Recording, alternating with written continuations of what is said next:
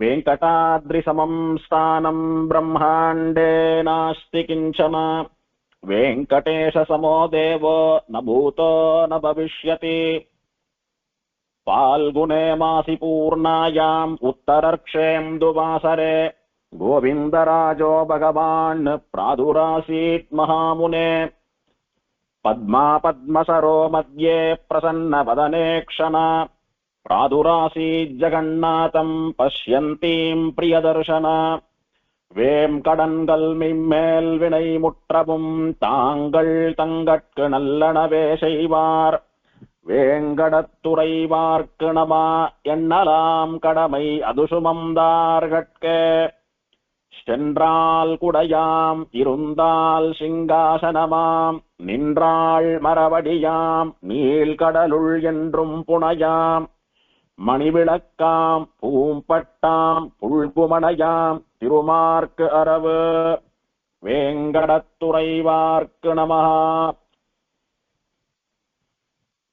ஆதிசேஷனாலே கபில மகரிஷிக்கு உபதேசம் பண்ணப்பட்டதான இந்த திருவேங்கடமுடையான் விஷயமான ஸ்ரீமத் வெங்கடேஷ அஷ்டோத்தர சதநாமாவளியிலே இன்றைய தினம் 42வது நாமாவளியினுடைய அனுபவம்.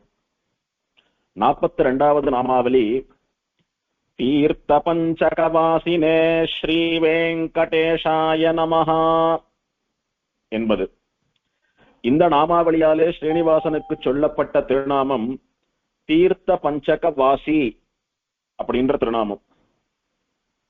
தீர்த்த பஞ்சகம் அப்படின்னா 5 தீர்த்தங்களினுடைய தொகுப்பு.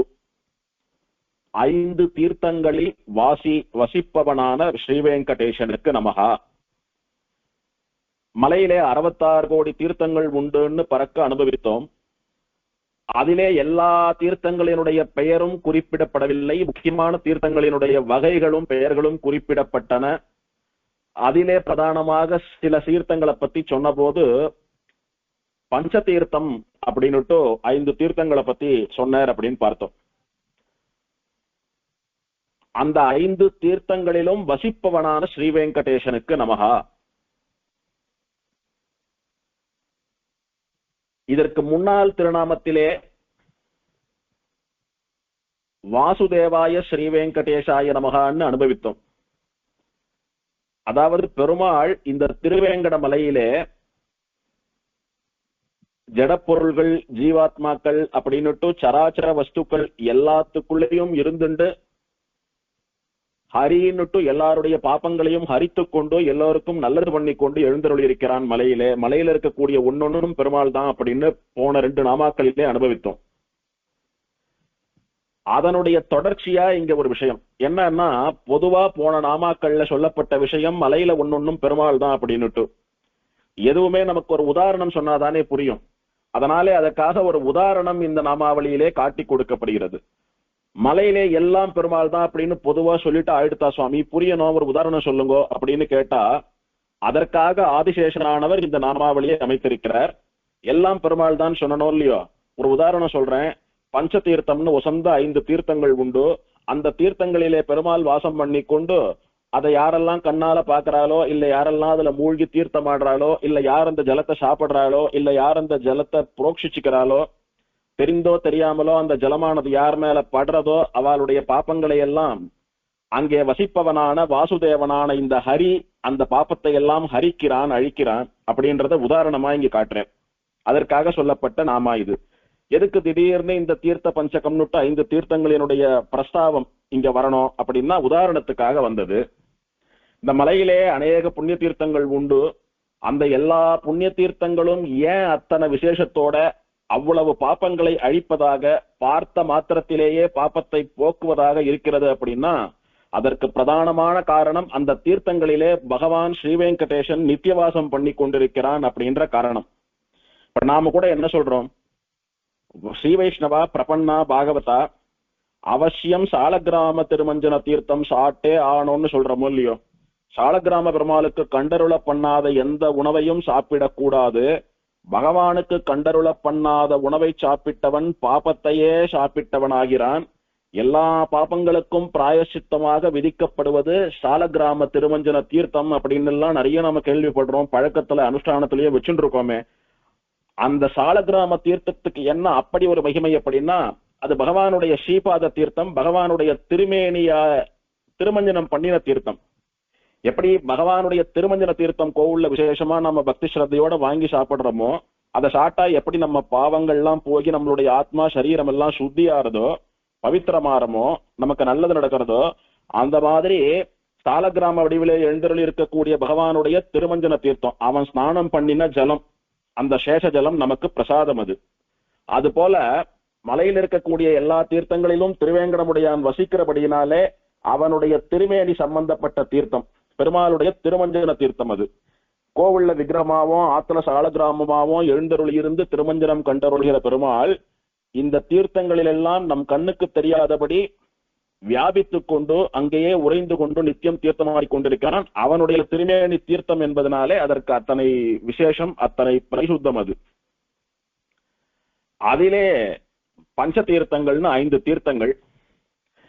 இதுல ஒரு விசேஷம் என்ன அப்படின்னா, இந்த 5 தீர்த்தங்களிலும் பெருமாள் எந்த ரூபத்திலே வசிக்கிறான் அப்படின்னா, ஸ்ரீ வெங்கடேசன் வராக ரூபத்திலே வசிக்கிறானாம். வராக பெருமாளா இருந்துட்டு வசிக்கிறான் சுவாமி. 5 தீர்த்தங்களிலும் பெருமாள் வராகம் ரூபத்தோட வசிக்கிறான் அப்படின்னா, இங்க நாமாவளியில ஏன் ஸ்ரீ வெங்கடேசாய நமகான்னு சொல்லணும், ஸ்ரீ வராகாய நமகான்னு தானே வந்திருக்கணும் அப்படின்னு ஒரு சந்தேகம் வருவதற்கு வாய்ப்பு உண்டு. அதுக்கு என்ன பதில் அப்படின்னா, ஸ்தல புராணம் பல முறை சொல்லிட்டு நாமளும் பல வாரங்களா அனுபவித்து வருகிறோம். இந்த மலையிலே இருக்கக்கூடிய வராக பெருமாளும் திருவேங்கடமுடையான்னு சொல்லக்கூடிய ஸ்ரீனிவாசனும் வேறு வேறு அல்ல. இதை வராக பெருமானும் சொல்கிறான், ஸ்ரீ வெங்கடேசனும் சொல்லி இருக்கிறான் ஸ்தல புராணத்திலே. வராக பெருமாள் என்ன சொல்றார், நானே பிற்காலத்திலே இந்த சுவாமி புஷ்கரணியினுடைய தென்கரையிலே ஸ்ரீனிவாசன் என்னும் திருநாமத்தோட ஸ்ரீனிவாச ரூபம் கொண்டு ஆனந்த நிலைய விமானத்தின் கீழே ஆவிர்பவிக்க போகிறேன், அவதாரம் பண்ண போகிறேன்னுட்டு வராக பெருமாள் சொல்றார். இந்த வராக பெருமாளினுடைய வாக்கு நமக்கு என்ன தெரிவிக்கிறது அப்படின்னா, இந்த வராக பெருமாளே தான் ஸ்ரீனிவாசனா அவதாரம் பண்ணினார் அப்படின்னு காட்டுறது.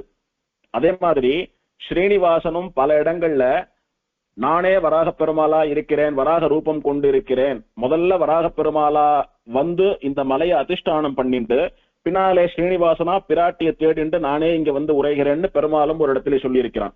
அதனால வராக பெருமாளும் ஸ்ரீனிவாசனும் ஒண்ணுதான், 2 பேருக்குள்ள வித்தியாசம் கிடையாது. எப்படியானா ஒரு கோவில்ல ஒரு பெருமாள் எழுந்தருள் இருக்கிறார், ரங்கநாதனோ வரதராஜனோ ஸ்ரீனிவாசனோ ஏதோ ஒரு பெருமாள் எழுந்தருள் இருக்கார். அந்த பெருமாளுக்கு மூலவர் உற்சவர் நித்தியோத்சவர் அப்படின்னுட்டு 5 மூர்த்திகள் சொல்றோமோ இல்லையோ, அதுல மூலவர் வேற உற்சவர் வேறன்னு தனித்தனியா மூர்த்திகள் நம்ம கண்ணுக்கு தெரிந்தாலும் 2 பேரும் ஒண்ணுதானே. அந்த மாதிரி மலையில மலையும் ஒண்ணுதான், ஸ்ரீனிவாசனும் ஒண்ணுதான், வராக பெருமாளும் ஒண்ணுதான். கோவிந்தா அப்படின்னு சொன்னா அது வராக பெருமாளையும் தான் குறிக்கிறது, திருவேங்கடமுடையானையும் தான் குறிக்கிறது.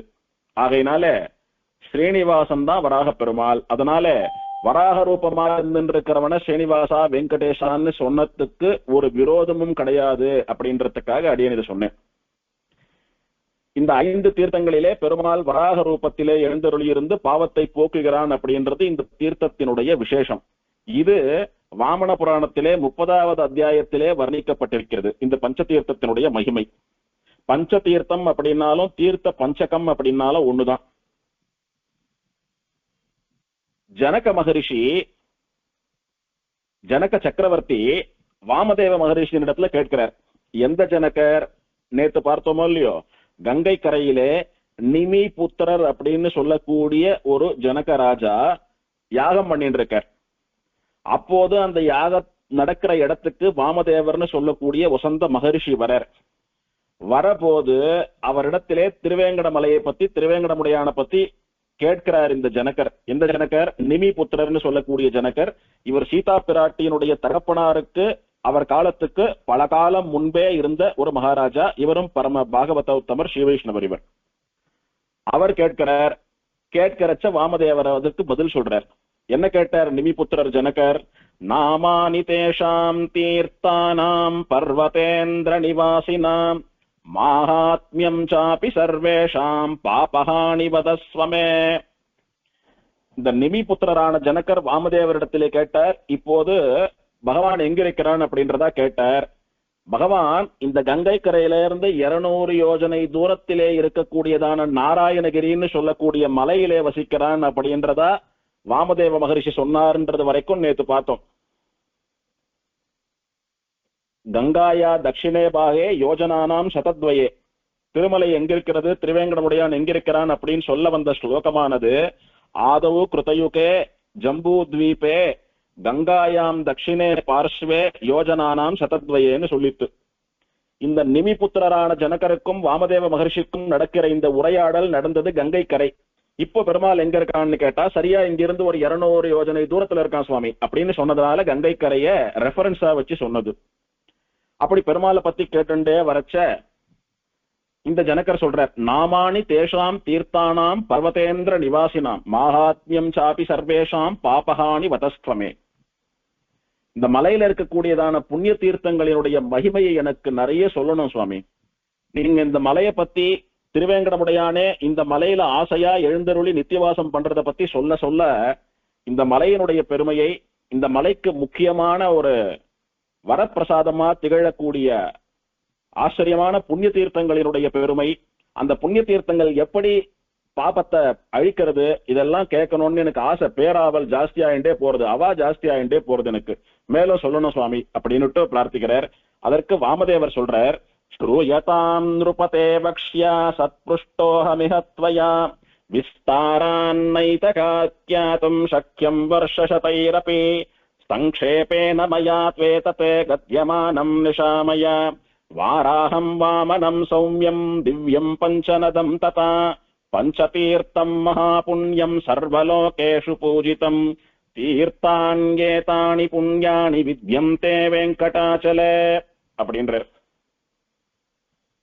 ஓ நிமிபுத்திரரான ஜனகரே, உங்களுக்கு திருவேங்கடமுடையான் மீதும் திருவேங்கட மலையின் மீதும் திருவேங்கட மலையில் இருக்கக்கூடிய புண்ணிய தீர்த்தங்களின் மீதும் இருக்கக்கூடிய பக்தி ஸ்ரத்தையானது நன்னா தெரியறது.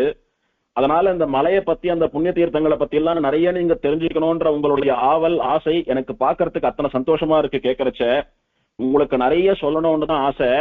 ஆனா அப்படி சொன்னா என்ன ஆகும் தெரியுமோ, ரொம்ப விஸ்தாரமா போயிடும், ரொம்ப விஸ்தாரமா போயிடும். ஏன்னா அத்தனை தீர்த்தங்கள் உண்டு, அத்தனை தீர்த்தங்களுக்கும் அத்தனை பெருமைகள் உண்டு, சிறப்புகள் உண்டு, புண்ணியம் உண்டு. ரொம்ப விஸ்தாரமா போகும்னா எவ்வளவு நேரம் ஆகும் அப்படின்னு நினைக்கிறீங்களா? வருஷ சதைரப்பி, 100 வருஷம் கூட போராது.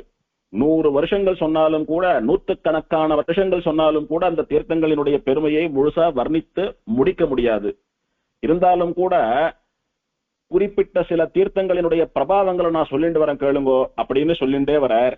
அவர் அப்படி குறிப்பிட்டு சொன்ன சில தீர்த்தங்களிலே ஒரு தீர்த்தமாக இந்த பஞ்சதீர்த்தம் இருக்கிறது. பஞ்சதீர்த்தம் மகா புண்ணியம் சர்வலோகேஷு பூஜிதம். இந்த பஞ்சதீர்த்தமானது மகா புண்ணியகரமான தீர்த்தம். மகா புண்ணியகரமான தீர்த்தம் அப்படின்னா என்ன? யார் தீர்த்தமாடினாலும், எப்பேற்பட்ட பாவி தீர்த்தமாடினாலும் அவனுடைய பாவத்தை வாங்கி கொண்டு அவனுக்கு புண்ணிய பலன்களை தரக்கூடிய தீர்த்தம். அப்படி இருக்கிற அந்த விசேஷ சக்தியினாலே இந்த தீர்த்தமானது சர்வலோகேஷு பூஜித்தம், எல்லா உலகத்தில் உள்ளவர்களாலும் பூஜிக்கப்படும்படியாக வணங்கப்படும்படியாக இருக்கிறது. எப்படி பகவானானவன் எல்லோராலும் எல்லா லோகத்தவராலும் பூஜிக்கப்படும்படியாக வணங்கப்படும்படியாக உயர்ந்தவனாக இருக்கிறானோ, அப்படி இந்த தீர்த்தமும் கூட உயர்ந்ததாக வணங்கப்படும் விதமாக பகவானுக்கு சமானமா திகழ்றது அப்படின்னு சொல்றார்.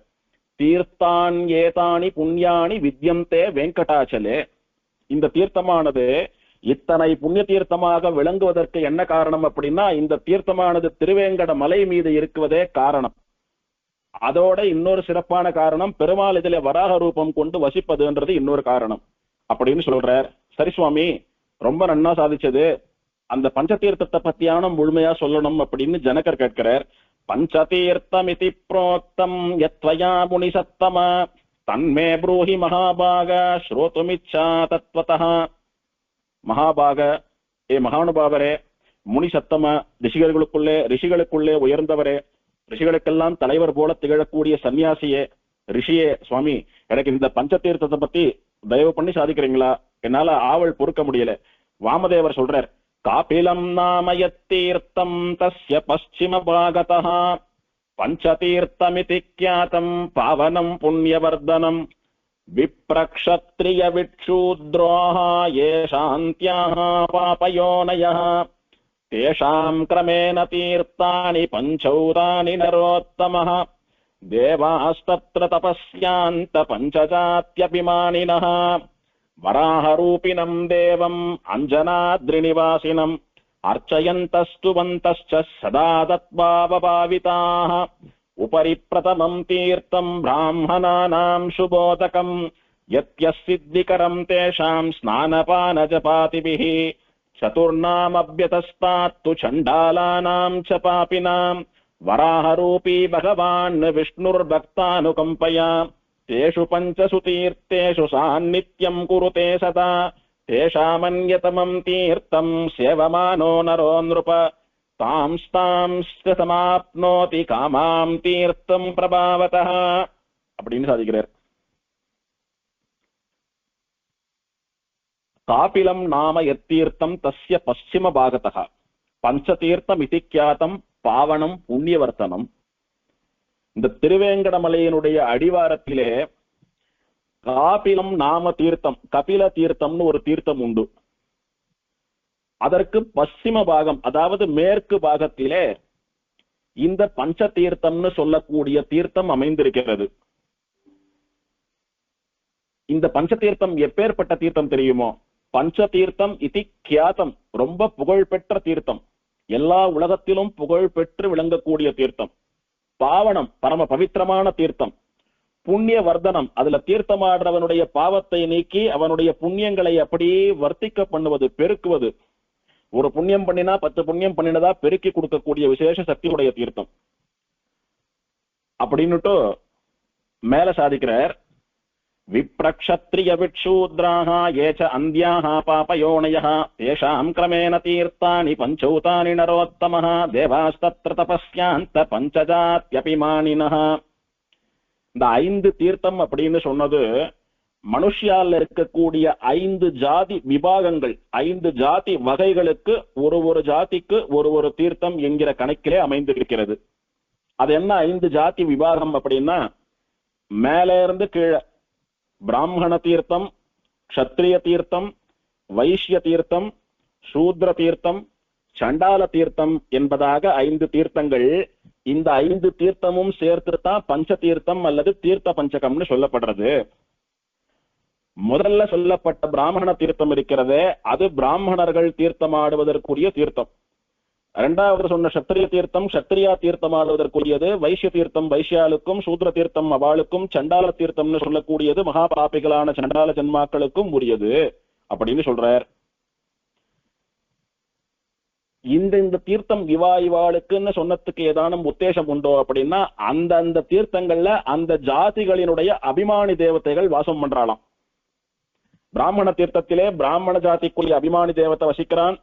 க்ஷத்ரிய தீர்த்தத்துக்குள்ளே க்ஷத்ரிய ஜாதியினுடைய அபிமானி தேவத்தை வசிக்கிறான். இவாள்லாம் வசிச்சுண்டு அவளை சேர்ந்த ஜாதிக்காரெல்லாம் வந்து அதுல தீர்த்தம் ஆடுறச்ச அவளுடைய பாப்பங்களை போக்கி அவளுக்கு நல்ல புத்தி ஏற்படுத்துறா அப்படின்னு சொல்லக்கூடியது. அவர்கள் என்ன பண்றா அதுல? யாரு? அந்த அபிமானி தேவதைகள், ஜாதி அபிமானி தேவதைகள் அந்த தீர்த்தத்துல இருந்துட்டு என்ன பண்றா? சாட்சாத் ஸ்ரீ வெங்கடேசனான ஸ்ரீனிவாசனை தியானம் பண்ணி கொண்டு தபஸ் பண்ணிட்டு இருக்காளாம். இந்த தீர்த்தம் எப்படி அமைந்திருக்கிறது? 5 தீர்த்தம்னு சொல்லியா எடுத்து 5 தீர்த்தமும் தனித்தனியா இருக்கிறது. அதனுடைய அபிமானி தேவதைகள்லாம் தனித்தனியா அதுல இருந்துட்டு இருக்கா, ஜபம் பண்றா பெருமாளை நோக்கின்னு சொல்லியா எடுத்து. இப்ப தீர்த்தம் எப்படி இருக்கிறது, லொகேஷன் எங்க அப்படின்னா, மேல இருந்து கீழே சொல்லிட்டு வர 5 தீர்த்தங்கள் ஒரு அடுக்காக இருக்கின்றன, ஒரு லேயர்ல இருக்கு. மேல இருக்கக்கூடியது பிராமண தீர்த்தம், அதுக்கு அடுத்தபடியா கீழே இருக்கக்கூடியது சத்திரிய தீர்த்தம், அதற்கும் இன்னும் கீழே இருக்கக்கூடியது வைஷ்ய தீர்த்தம், அதற்கும் கீழே சூத்ர தீர்த்தம், அதற்கும் கீழே சண்டால தீர்த்தம்னு கொலுப்படி போல மேல இருந்து கீழே மேல இருந்து கீழேன்னுட்டு மேல இருந்து கீழே 5 அடுக்குகளிலே 5 நிலைகளிலே இந்த 5 தீர்த்தங்களும் உண்டு. இதுல அந்தந்த வர்ணத்தை ஜாத்திய சேர்ந்தவா தீர்த்தமாடினா அவளுடைய பாப்பங்கள்லாம் போகும். பாப்பங்கள் போறது மட்டும் இல்லை, விசேஷமான ஒரு பலன் உண்டு. என்ன பலன் அப்படின்னா, அந்த ஜாதிக்கும் வர்ணத்திற்கும் உரிய ஆச்சாரங்கள் என்னென்ன உண்டோ அதையெல்லாம் கடைபிடிக்காதவன், அவன் அதை நினைத்து வருந்தியோ வருந்தாமலோ இந்த தீர்த்தத்திலே தீர்த்தமாடினால் அவனுடைய ஜாதிக்கு அவன் என்னென்ன ஆச்சார அனுஷ்டானங்களை எல்லாம் கடைபிடிக்கவில்லையோ அந்த பாவமெல்லாம் கூட நீங்கி இனிமேலாவது நம்முடைய ஜாதிக்கு அனுகுணமாக நாம் பண்ண வேண்டிய ஆச்சார அனுஷ்டானங்களை எல்லாம் சரியாக பண்ண வேணும் என்கிற புத்தி அவனுக்கு வருமா. இதுக்கு யார் காரணம் அப்படின்னா ரெண்டு காரணம். அந்த ஜாதியினுடைய அபிமானி தேவத்தை எந்த தீர்த்தத்துல வாசம் பண்றதோ இல்லையோ, அது ஸ்ரீனிவாசனிடத்துல ஸ்ரீனிவாசனை நோக்கி தபஸ் பண்ணிட்டு இருக்கு, அந்த தீர்த்தத்துல இருந்துன்னு சொன்னாரோ இல்லையோ ரிஷி. அது என்ன பண்றதா, அதனுடைய ஜாத்தியை சேர்ந்த ஒருத்தன் போய் அதுல தீர்த்தம் ஆடுறச்ச பெருமாளிடத்திலே அவனுக்காக பிரார்த்திக்கிறதாம். எப்படியானா நமக்கு மோட்சம் கொடுக்கணும்னுட்டு ஆச்சாரியன் நமக்காக பெருமாள் பிராட்டியின் இடத்திலே பிரார்த்திக்கிறாரோ, அது போல இந்த ஜாதி அபிமானி தேவத்தை, ஹே ஸ்ரீனிவாசா பிரபு சுவாமி, என்னுடைய ஜாத்தியை சேர்ந்தவன் இதுல தீர்த்தம் ஆடின்னு இருக்கான், அவன் தெரிந்தோ தெரியாமலோ பண்ண வேண்டிய ஆச்சார அனுஷ்டானங்களை எல்லாம் விட்டுட்டான், அதனால நிறைய பாப்பங்கள் அவன் கணக்கிலே சேர்ந்திருக்கின்றது. இந்த தீர்த்தத்தினுடைய மகிமையை தெரிந்தோ தெரியாமலோ எப்படியோ இந்த தீர்த்தத்துக்கு தீர்த்தம் ஆடிட்டான். இந்த தீர்த்தத்தினுடைய மகிமையினாலே, உன்னுடைய கருணையினாலே, தயையினாலே அவனுடைய பாப்பங்களை எல்லாம் நீ முழுக்க போக்க வேணும், அவனுக்கு நிறைய புண்ணிய பலன்கள் தர வேணும். அதற்கும் மேலே இந்த தீர்த்தத்தினுடைய ஸ்நான மகிமையினாலே இனிமேல் அவன் ஒரு நாளும் ஒரு நிமிஷமும் அவன் பண்ண வேண்டிய அனுஷ்டானங்களை எல்லாம் கடைபிடிக்க வேணும், அவனுக்கு ஆச்சாரமானது நன்னா கைவரணும். பிராமணன் அப்படின்னா பிராமணன் எப்படி இருக்கணுமோ அப்படி இருக்கணும், க்ஷத்ரியன் அப்படின்னா க்ஷத்ரியன் எப்படி இருக்கணுமோ அப்படி இருக்கணும், வைஷ்யன் அப்படின்னா அவன் எப்படி இருக்கணுமோ அதன்படி இருக்கணும். அந்த ஒரு அனுஷ்டான ஸ்ரத்தைய நீங்க கொடுக்கணும்னுட்டு நமக்காக இந்த அபிமானி தேவத்தை பெருமாளிடத்திலே பிரார்த்தித்துக் கொள்ளுமா. அந்த ஜாதிக்குன்னு சில தர்மங்கள், சில அனுஷ்டானங்கள், சில ஆச்சாரங்கள், ஒழுக்கங்கள் உண்டோ இல்லையோ, அதை யாரும் மீறக்கூடாது. அதாவது மீறக்கூடாதுன்னா அதை குறைச்சிக்கவும் கூடாது, அதிக்கிரமிக்கிறது. அதாவது இவன் அவனுடைய ஆச்சாரத்தை கடைபிடிக்கிறது, அவன் இவனுடைய ஆச்சாரத்தை கடைபிடிக்கிறதுன்னு மாத்தி அனுசரிக்கிறதும் கூடாது, இருக்கிறத குறைச்சிடவும் கூடாது. அதனால சாஸ்திரத்திலே சொல்லப்பட்டபடி ஆச்சார அனுஷ்டானங்களை பண்ண வேண்டியதான நல்ல புத்தியை நீங்க கொடுக்கணும் அப்படின்னுட்டு இந்த ஜாதி அபிமானி தேவதை இவனுக்காக ஸ்ரீனிவாசனிடத்திலே பிரார்த்தித்துக் கொள்ளும். அதனுடைய பிரார்த்தனைக்கு இணங்கி ஸ்ரீனிவாசனானவன் ஆச்சார அனுஷ்டானங்களை விட்டவன், ஆச்சார அனுஷ்டானங்களை லோபித்தவன், லோபம் அப்படின்னா குறைன்னு அர்த்தம், குறை இருக்கிறவன், ஆச்சார அனுஷ்டானங்கள்ல குறை இருக்கிறவன் தீர்த்தமாடுறான் பாருங்கோ, அவனை குளிர கட்டாட்சிக்கிறான் பெருமாள். ஏற்கனவே இந்த தீர்த்தத்துல வராக ரூபியா இருந்துட்டு இருக்கானோ இல்லையோ, இந்த தேவத்தை வேற இவனுக்காக புருஷகாரமா சிபாரிசு பண்ணி பிரார்த்திச்சுடுத்து வேற, அந்த தேவதைக்கு இறங்கி வராக பெருமாள் அவனை குளிர கட்டாட்சிக்கிறான். அப்படி கட்டாட்சிக்கிறச்ச அவனுடைய பாப்பங்களானது நீங்கி நல்ல புத்தி அதுக்கு மேல அவன் ஆச்சார அனுஷ்டானங்கள்ல ஊக்கமுடையவனாக, எதை பண்ணாலும் பண்ணுவேன், எதை பண்ணாம விட்டாலும் விடுவேன், என்னுடைய ஆச்சார அனுஷ்டானங்களுக்கு மட்டும் ஒரு குறையும் வராதபடி நடந்து கொள்வேன் அப்படின்ற மாதிரியான ஒரு நல்ல ஸ்திதி, ஒரு உறுதி, ஒரு விசுவாசம் அவனுக்கு ஒரு பிரதிஜை வந்துடுறது அப்படின்னு சாதிக்கிறார். இதுக்கெல்லாம் கூட காரணம் திரும்ப திரும்ப சொல்றேன், வராக ரூபியா பெருமாள் இதுல நித்தியவாசம் பண்ணிட்டு எப்பயும் இருக்கிறது தான் காரணம். வராக ரூபி பகவான் விஷ்ணுர் பக்தானு கம்பையா, வராக ரூபியா பகவான் இதுல வசிச்சுண்டு பக்த அனுகம்பையா அவனுடைய பக்தர்களிடத்திலே இருக்கக்கூடிய கருணையினாலே, தயையினாலே, இரக்கத்தினாலே இந்த காரியத்தை பண்ணி கொண்டிருக்கிறான். தேஷு பஞ்ச தீர்த்தேஷு சாநித்தியம் குருதே சதா, இப்படி ஒரு தீர்த்தத்தில் மட்டுமல்ல 5 தீர்த்தத்திலும் பெருமாள் சாநித்தியம் பண்ணிண்டு அந்தந்த ஜாதி பக்தர்களை அனுகிரகித்துக் கொண்டு அவளுக்கு நல்ல புத்தியை பண்ணிட்டு இருக்கிறான். இதுதான் இந்த பஞ்ச தீர்த்தங்களினுடைய பிரபாவம் அப்படின்றதா வாமதேவ மகரிஷி நிமி புத்திரரான ஜனகருக்கு சொல்லி முடிக்கிறார். இதுல ஒரு விஷயம் என்னன்னா, இப்படி மலையிலே இருக்கிற தீர்த்தங்களை பத்தி சொல்லிண்டே வருது. அதுல எல்லா தீர்த்தங்களிலும் நம்மால போய் தீர்த்தமாடிட முடியாது. ஒரு காலத்திலே எல்லா தீர்த்தங்களுக்கும் போய் தீர்த்தமாடும்படியாக இருந்தது. இப்போ நிறைய இந்த ஃபாரஸ்ட் டிபார்ட்மெண்ட் ரூல்ஸ் ரெகுலேஷன்ஸ் அது இதுன்னு நிறைய வந்துட்டா விட்டு பல இடங்களுக்கு நினைச்ச சமயத்துக்கு நினைச்சாலால போயிட முடியாது. அதனாலதான் பிரதானமான அந்த முக்தி பிரத தீர்த்தங்கள் 7 தீர்த்தங்கள் இருக்கு பாருங்க, அந்த தீர்த்தங்களுக்கு மாத்திரம் போறதுக்கு அனுமதி கொடுத்துட்டு மீதி எல்லாம் தடை பண்ணிட்டான். சரி சுவாமி, எனக்கு இந்த பஞ்ச தீர்த்தங்கள்ல தீர்த்தமாடணும்னு ஆசையா இருக்கு, ஆனா இன்னைக்கு அங்க போக முடியலன்னு சொல்றாங்க. என்ன பண்ணலாம், என்ன பண்ணினா இந்த பஞ்ச தீர்த்தத்தினுடைய சம்பந்தம், அந்த தீர்த்தம் என் மேல படும், எனக்கு கிடைக்கும் அப்படின்னா அதை யோசிச்சு பார்த்தா ஒரு வழி உண்டு. என்னன்னா, இங்க இன்னொரு விஷயமும் புரிந்து கொள்ள வேணும். பஞ்ச தீர்த்தம் மட்டுமல்ல, இந்த மலையில இருக்கக்கூடியதான அத்தனை தீர்த்தங்களும் நமக்கு வேணும், அத்தனை தீர்த்தங்களிலும் நாம ஸ்நானம் பண்ணணும், அத்தனை தீர்த்தமும் நம்ம மேல படணும் அப்படின்னா அதுக்கு ஒரு வழி உண்டு. என்ன வழின்னா, ஜனகருக்கு வாமதேவர் ஆரம்பத்திலே என்ன சொன்னார், கபில தீர்த்தத்துக்கு மேல் பாகத்திலே 5 தீர்த்தங்கள் உண்டு. அது பஞ்சதீர்த்தம்னு சொல்ல ஆரம்பித்தாரோ இல்லையோ. அதுவும் ஒரு தீர்த்தமும் மேலே இருந்து கீழன்னு அப்படியே அடுக்குகளா லேயர்ஸா இருந்துட்டு இருக்காருன்னு சொன்னாரோ இல்லையோ. இந்த மலையினுடைய அமைப்பே அப்படித்தான். மலையில இருக்கக்கூடிய தீர்த்தங்களிலே வசந்த தீர்த்தம் எம்பெருமான் வைகுண்டத்திலிருந்து வந்து இந்த திருவேங்கட மலையிலே இருக்கக்கூடிய ஹையஸ்ட் பாயிண்ட் வசந்த இடமான நாராயணகிரின்னு சொல்லக்கூடிய மலையினுடைய உச்சியிலே தன்னுடைய 2 திருவடிகளையும் ஆவணி மாசம் சுக்லபக்ஷ துவாதசி திதி அன்றி பதித்தான் அப்படின்னு பார்த்தோம். அப்படி பெருமாள் முதல்ல மலை மேல 2 திருவடிகளை பதித்த இடம் ஸ்ரீவாரி பாதாலு, அதாவது திருவேங்கடமுடையானுடைய திருவடிகள் அப்படின்ற பெயர்ல வழங்கப்படுறது. அங்க ஒரு 4 கால் மண்டபம் இருக்கிறது பெருமாளுடைய திருவடிகள் இருக்கக்கூடிய இடத்துல. அந்த மண்டபத்துக்கு கீழே பெருமாள் திருவடிகள் இருக்கும். அங்க ஒரு கொடை சமர்ப்பிச்சிருப்பா, போறவாள்லாம் அந்த திருவடிகளை சேவித்து விட்டு வரலாம் அப்படின்னு பார்த்தோம்.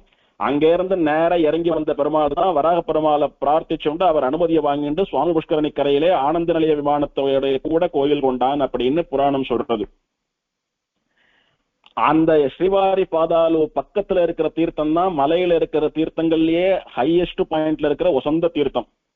அந்த தீர்த்தம் அப்படியே கொஞ்ச தூரம் பிரவகித்து நடுவுல ஒரு ஏரியா வரும். அந்த ஏரியானது ஓவர்ஃப்ளோ ஆயிடுச்சுன்னா அதுல இருந்து அப்படியே வந்து சக்கர தீர்த்தமா மாறும். சக்கர தீர்த்தமானது ஓவர்ஃப்ளோ ஆகி அப்படியே வந்து திருவேங்கடமுடையான் சன்னதிக்கு அருகே இருக்கக்கூடியதான நாக தீர்த்தமா மாறும். நாக தீர்த்தம் அப்படியே போய் குமாரதாரா, அது அப்படியே போய் ராமகிருஷ்ண தீர்த்தம், அது அப்படியே போய் தும்பூர் தீர்த்தம் அப்படின்னு ஒரு தீர்த்தங்களும் அப்படியே பிரவகிச்சு ஒண்ணு ஃபுல்லானா அடுத்ததுக்கு பாயறது, அது ஃபுல்லானா அடுத்ததுக்கு பாயறதுன்னுட்டு அந்த இடங்கள்ல பத்தி எந்தெந்த இடத்துல தீர்த்தத்தை தோண்டி யார் யார் தபஸ் பண்ணினாலோ, யார் யார் சாப விமோசனம் பெற்றாலோ, யார் யார் பெருமாளை சேவித்தாலோ அவளுடைய பெயராலே அந்த தீர்த்தம் வழங்கப்படுகிறது.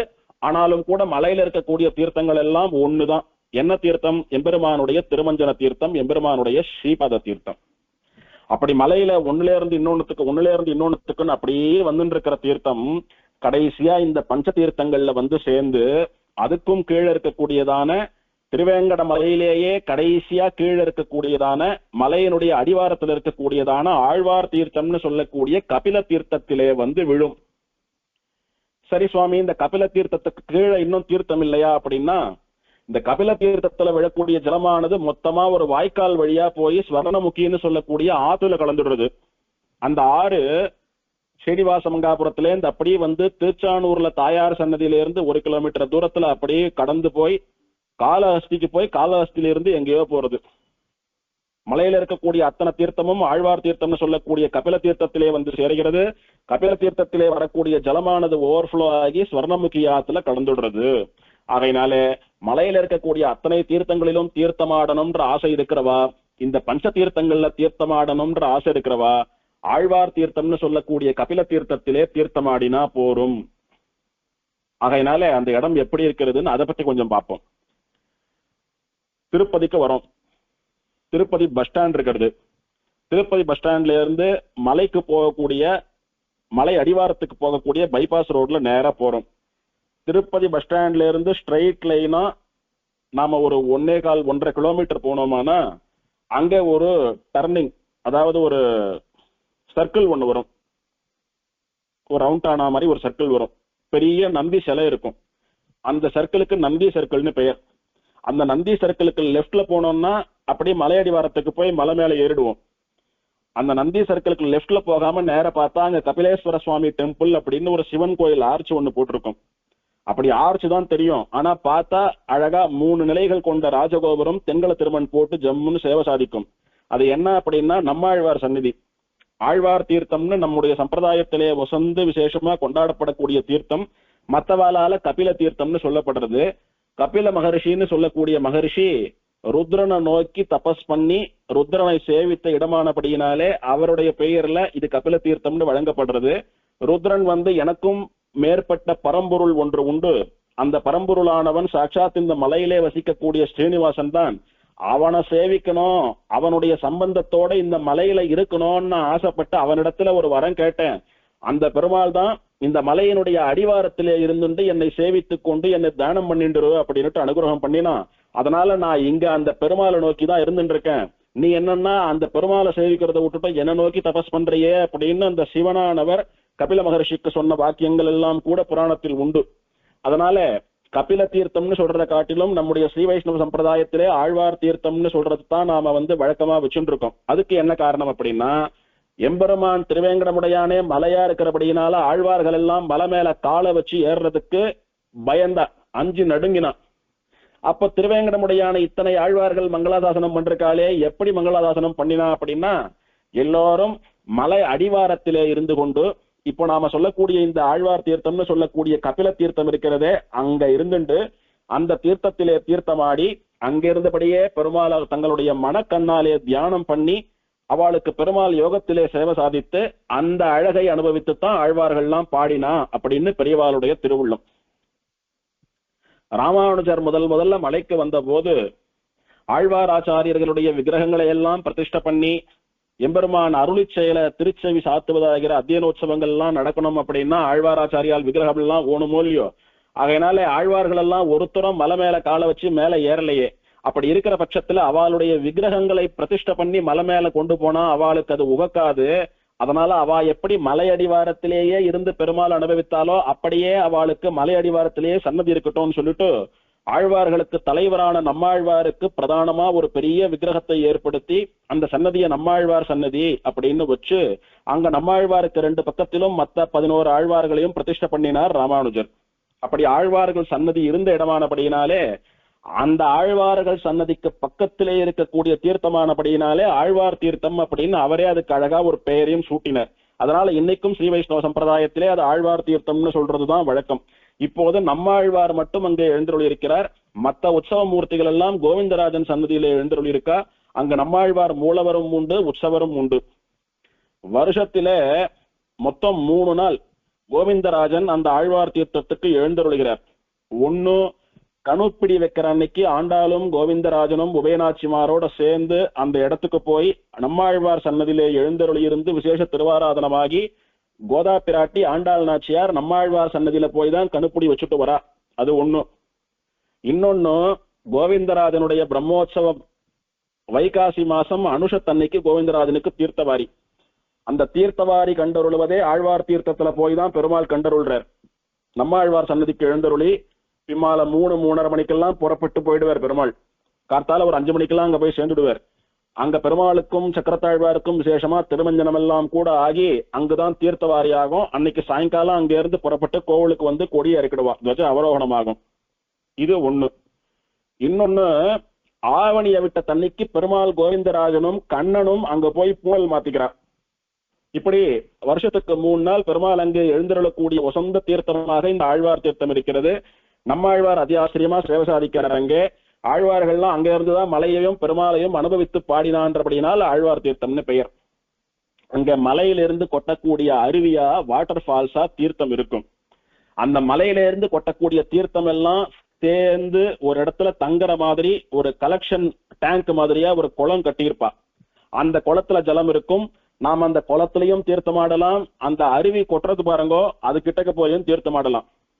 2த்துல எது விசேஷம் அப்படின்னா, அருவி கொட்டுறதே அந்த ஜலத்துக்குள்ள தலையை கொடுத்து அங்க போய் நின்று தீர்த்தமாடுறதுதான் பரம விசேஷம்.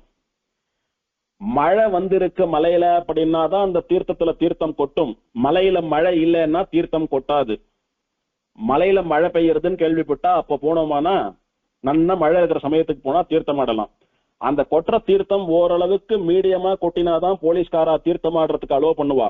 நன்னா அப்படியே ஆர்ப்பரிச்சுண்டு அப்படியே பாறை போல துபார்னு உழறது அப்படின்னா அலோ பண்ண மாட்டா, யாரும் போகக்கூடாதுன்னு சொல்லிடுவா. அதனால அந்த தீர்த்தத்திலே அந்த அருவியிலே தீர்த்தமாடுறதுதான் விசேஷம், அந்த குளத்துல தீர்த்தமாடுறதை காட்டிலும். இப்படி ஆழ்வார் தீர்த்தம் இருக்கிறது. இந்த ஆழ்வார் தீர்த்தம் மலையில இருக்கக்கூடிய அத்தனை தீர்த்தங்களினுடைய தொகுப்பு, அதெல்லாம் மொத்தமா சேர்ந்து உழறது. அதனால அதுல தீர்த்தமாடுறது இந்த பஞ்ச தீர்த்தங்களிலே தீர்த்தமாடின பலனையும் மலையில இருக்கக்கூடிய எல்லா தீர்த்தங்களிலும் தீர்த்தமாடின பலனையும் கொடுக்கும். இந்த ஆழ்வார் தீர்த்தத்திலே விசேஷமா நம்மாழ்வார் சன்னதி உண்டுன்னு பார்த்தோமோ இல்லையோ, அது மட்டும் இல்லாமல் 3 பெருமாள் சன்னதி உண்டு. லக்ஷ்மி நாராயண பெருமாள் சன்னதி ஒன்று உண்டு.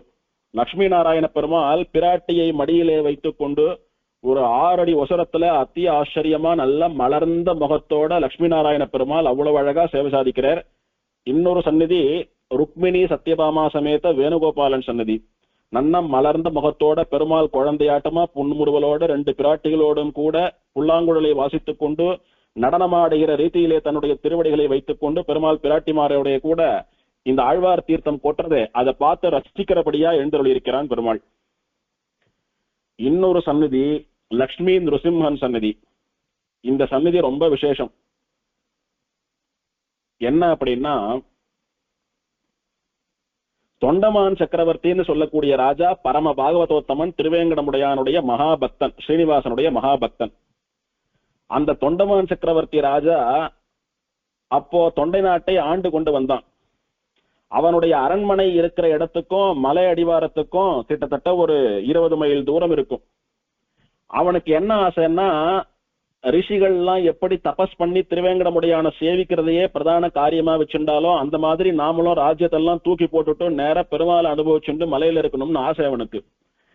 இத பெருமாளிடத்திலே ஒரு நாள் பிரார்த்திக்கிறான். பெருமாள் இவன் பெருமாளுடைய பரம பக்தனானபடியினாலே பெருமாள் இவனோட பேசுறார். இவனுக்கு ஒரு வார்த்தை சொல்றார் பெருமாள். நேரையோ சொப்னத்திலேயோ ஒரு வார்த்தை சொல்றார் பெருமாள். அவாவாளுடைய தர்மத்தை அவாவா திடுதிப்புன்னு தூக்கி போட்டுட்டு வந்துடக்கூடாது. உன்னுடைய கடமைகள் எல்லாம் முடிந்த பிறகுதான் வரணும். அதெல்லாம் விட்டுட்டுதான் என்னிடத்துல பக்தி பண்ணணும்னு இல்ல. உன்னுடைய கடமைய உன்னுடைய கர்மாவை பண்ணிண்டே கூட என்னிடத்துல பக்தி பண்ணலாம். அதுதான் எனக்கு பிடிக்கும்னு கீதையிலே சொல்லி இருக்கிறேன்.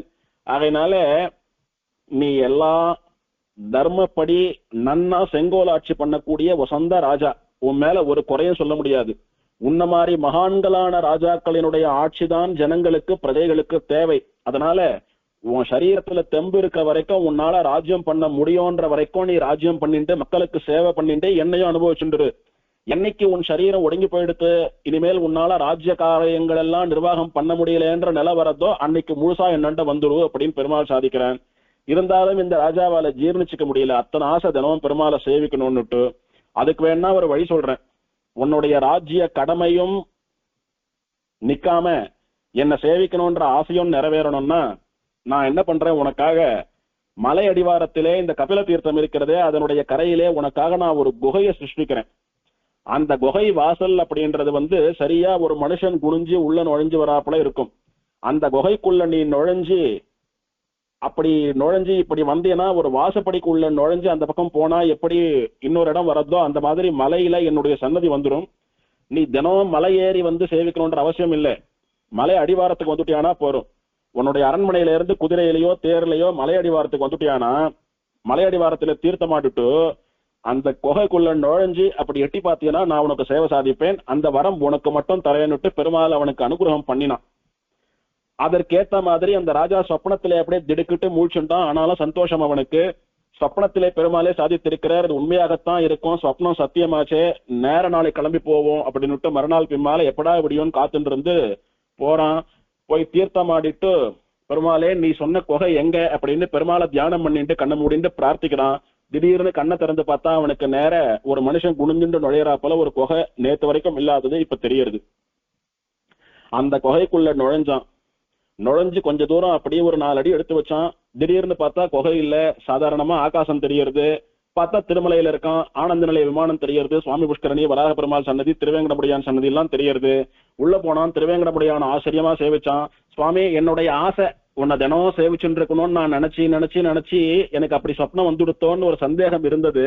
ஆனா எப்ப ஆழ்வார் தீர்த்தத்தினுடைய கரையிலே பார்த்த போது அங்க நேத்து வரைக்கும் இல்லாத குகை இருந்ததோ அந்த சொப்னம் சத்தியம், நீயே தான் அந்த வார்த்தையை சொப்னத்துல சாதித்திருக்கிறாய் அப்படின்னு நான் தெரிஞ்சுட்டேன். அதுக்கேற்றபடி உன்னுடைய சேவையும் கிடைச்சுடுத்து. இது என்னைக்கும் மறக்க மாட்டேன். என் சரீரத்துல தெம்பு இருக்கிற வரைக்கும் தினம் உன்னை சேவிக்கும்படியா எனக்கு அனுகிரகம் பண்ணணும்னு பிரார்த்திச்சுட்டான். உன்னுடைய காலம் முழுக்க உனக்கு மட்டும் அந்த குகை திறந்திருக்கும். ஆனா நீ பக்தர்களுக்கு ஜனங்களுக்கு நல்ல ஆட்சியை வழங்கி கொண்டு எனக்கும் பிரீத்தியாக என்னையும் சேவித்துக் கொண்டிருக்க வேணும் அப்படின்ற நிபந்தனையோட பெருமாள் அவனுக்கு அந்த அனுகிரகத்தை பண்ணினான். அந்த குகை தினம் கடைசி காலம் வரைக்கும் தொண்டமான் சக்கரவர்த்தி அது வழியா போய் திருவேங்கடமுடையான சேவிச்சுட்டு திரும்ப அரண்மனைக்கு போய் ராஜ்யம் பண்ணிட்டு இருந்தான். அவன் காலம் முடிந்து விட்டது. அவன் திருவேங்கடமுடையான் திருவடிகளை அடைந்து விட்டான், மோட்சத்துக்கு போயிட்டான். அதுக்கப்புறம் அந்த குகை என்ன ஆச்சு அப்படியே மூடிண்டுத்து. அவனுக்காக தான் சிருஷ்டி பண்ணினார். அவன் பரம்பேச்சு ஆயிடுத்து, திருவடி சேர்த்துட்டான் பெருமாள். இப்ப அந்த குகை மறைஞ்சு போயிடணுமோ இல்லையோ? அப்படி மறைஞ்சுட்டா அந்த தொண்டமான் சக்கரவர்த்தின்னு சொல்லக்கூடிய ராஜாவினுடைய சிறப்பான அரசாட்சியும் தர்ம நெறி தவறாம அவன் ஜனங்களை ஆண்ட அந்த ஜனங்களுக்கு பண்ணின கைங்கரியமும் பெருமாளோடு நேர பேசின அவனுடைய பக்தியும், பெருமாளுடைய மனசுக்கு அவன் எவ்வளவு பிடித்த மகா பக்தனான பாகவதன் அப்படின்ற விஷயங்கள் எல்லாம் கூட பிற்காலத்திலே இருக்கக்கூடிய நமக்கெல்லாம் தெரியாம போயிடுமோ இல்லையோ. அதனால பெருமாள் அவனுடைய பக்தியை பறைசாற்றுவதற்காக உனக்காக சிருஷ்டிக்கப்பட்ட குகை அப்படியே இருந்துட்டு போட்டோன்னு பெருமாள் விட்டுட்டான். அந்த குகை ரொம்ப நாளா அப்படியே இருந்துட்டு இருந்தது. ஆனா மத்தவா கண்ணுக்கெல்லாம் அது போய் பார்த்தா ஏதோ குகைன்னு கொஞ்சம் தூரம் போறாப்புல இருக்கும், போயிட்டே இருந்தா இன்னும் குறுகலா இருக்கிறாப்புல இருக்கும், இருட்டா இருக்கிறாப்புல இருக்கும், அதுக்கு மேல போக மாட்டா வந்துடுவான் அப்படின்னு ரொம்ப காலம் வெறுமை இருந்தது. ஆனா இதுவரைக்கும் யாரும் அது வழியா மேலே ஏறி போகவும் முடியாது, யாருக்கும் எந்த அசம்பாவிதமும் நடந்ததில்லை. அப்படி இருந்துட்டு இருந்தது. ஒரு 350-400 வருஷத்துக்கு முன்னாலே ஒரு ஸ்ரீ வைஷ்ணவ பிராமணர், ஒரு சுவாமி, அவர் என்ன பண்ணினார், இந்த தொண்டமான் சக்கரவர்த்தின்னு சொல்லக்கூடிய ராஜாவினுடைய பெருமையை சொல்வதற்காகத்தான் பெருமாள் இந்த குகையை அடைச்சுடாம அப்படியே வச்சுருக்கான். இந்த குகையானது காலத்துக்கும் இருக்க வேணும், அந்த தொண்டமான் சக்கரவர்த்தின்னு சொல்லக்கூடிய மகா பாகவதனுடைய புகழ் நிலைத்திருக்க வேணும், யாரும் நாச வேலை சதி வேலை பண்ணி இந்த குகைக்கு ஒன்னும் ஆயிடக்கூடாதுன்ற திருவுள்ளத்துல என்ன பண்ணினார், அங்க அழகா ஆச்சரியமா ஒரு லட்சுமி நிருசிம்மன் மூலவரை கொண்டு பிரதிஷ்டை பண்ணினார், அந்த குகையில பிரதிஷ்டை பண்ணினார். அந்த லட்சுமி நிருசிம்மன் எப்படி இருப்பான் அப்படின்னா,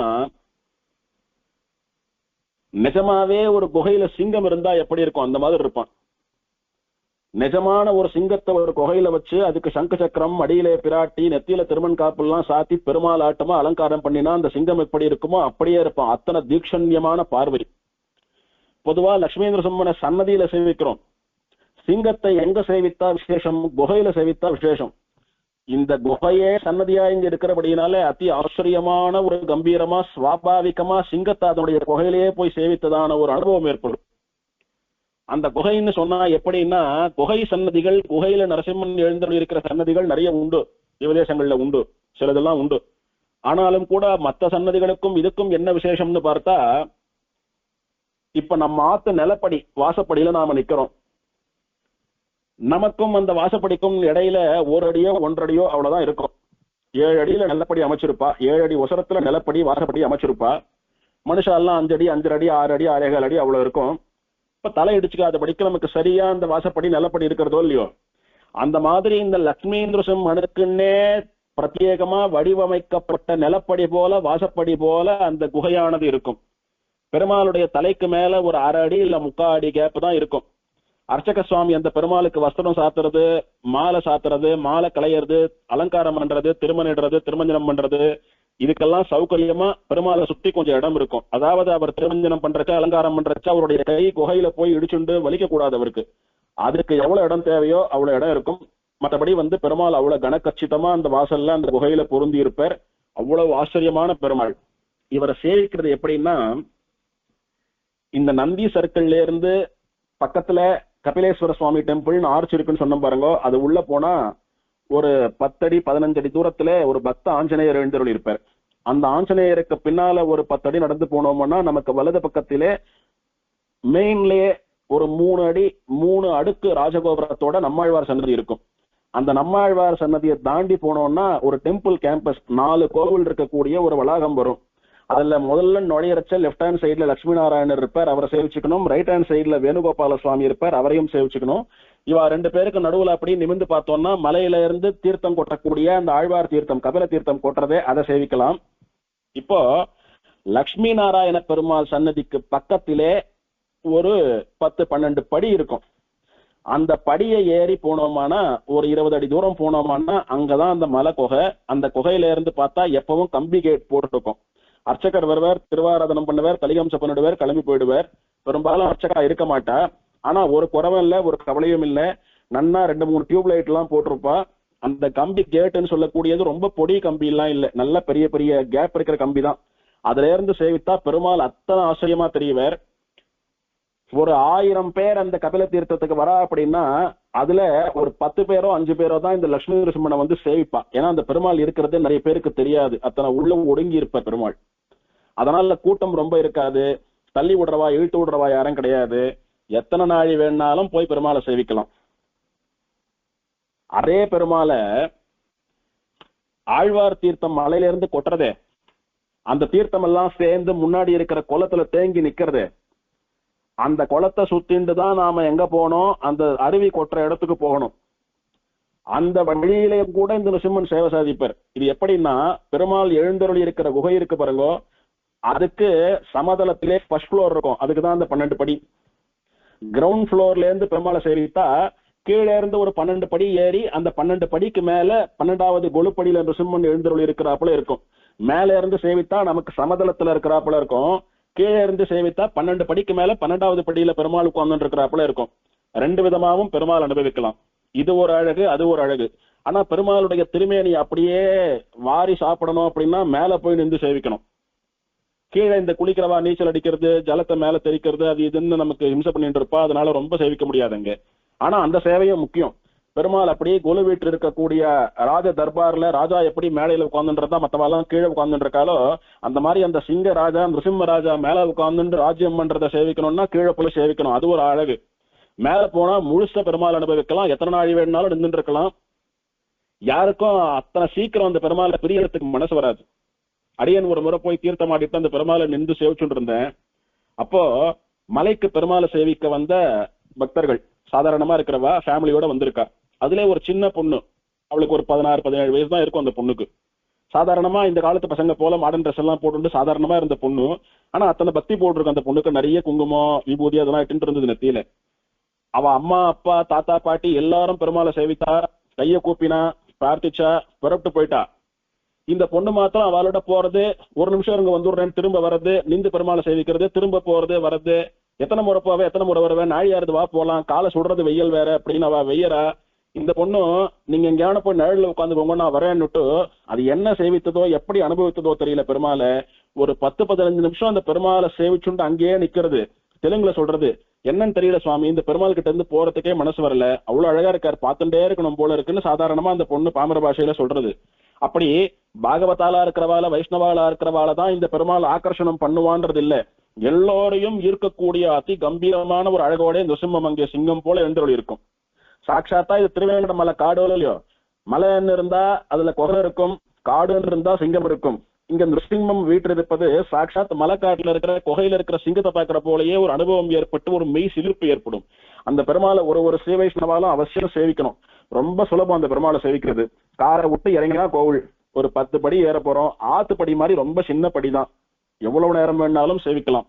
வெயில் சமயத்துல போனா வெயில் கால கொளுத்தோன்றது மட்டும்தான் ஒரு சிரமம்.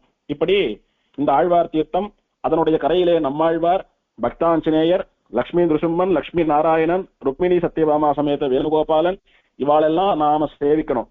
அதுவும் போக கபிலேஸ்வர சுவாமின்னு சொல்லிட்டு சிவன் கோவில் இருக்கு, அதுக்கு நமக்கு சம்பந்தம் இல்லை. இதெல்லாம் அந்த கபில தீர்த்தம்னு சொல்லக்கூடிய தீர்த்தத்தினுடைய பெருமை. அதற்கு மேலதான் பஞ்ச தீர்த்தம் இருக்கிறதுன்னு சொன்னபடினாலே இதெல்லாம் சொல்ல வேண்டிய அவசியம் ஏற்பட்டது. இந்த சந்தர்ப்பமே இல்லை அப்படின்னா இன்னொரு இடத்துல இந்த நிருசிம்மனை பத்தி சொல்றதுக்கான வாய்ப்பு நமக்கு கிடைக்காது. ஆகையினால இங்க சொன்னது. தீர்த்த பஞ்சகவாசினே ஸ்ரீ வெங்கடேஷாய நமஹ. அடுத்தது 43வது நாமாவளி. வாமதேவ பிரியாய ஸ்ரீ வெங்கடேஷாய நமஹ. இந்த நாமாவளியாலே ஸ்ரீனிவாசனுக்கு சொல்லப்பட்ட திருநாமம் வாமதேவ பிரியஹா என்பது. அதாவது வாமதேவர்னு சொல்லக்கூடிய மகர்ஷிக்கு பிரியமான, அவருக்கு மிகவும் பிடித்த, அவர் உள்ளத்தை கொள்ளை கொண்ட ஸ்ரீனிவாசனுக்கு ஸ்ரீ வெங்கடேசனுக்கு நமஹா.